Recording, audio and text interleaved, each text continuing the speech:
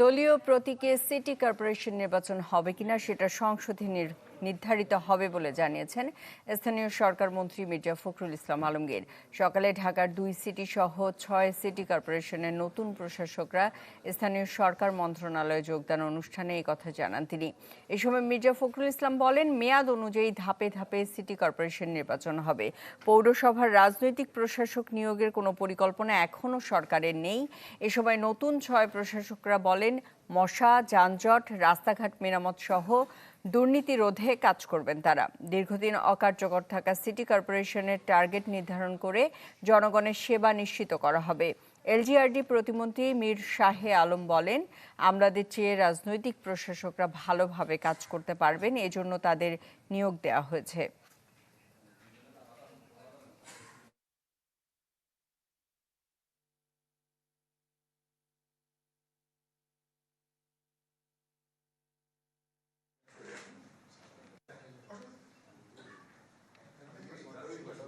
সংসদে নির্ধারিত হবে যে দলীয় প্রতীকে হবে নাকি আপনার দলীয় প্রতীকে হবে না। It will be decided in the parliament.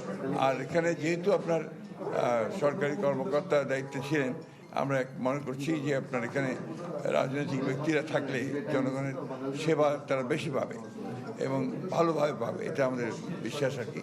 সেই কারণেই আমরা রাজনৈতিক ব্যক্তিদের এই প্রশাসক হিসাবে নিয়োগ প্রদান করছি।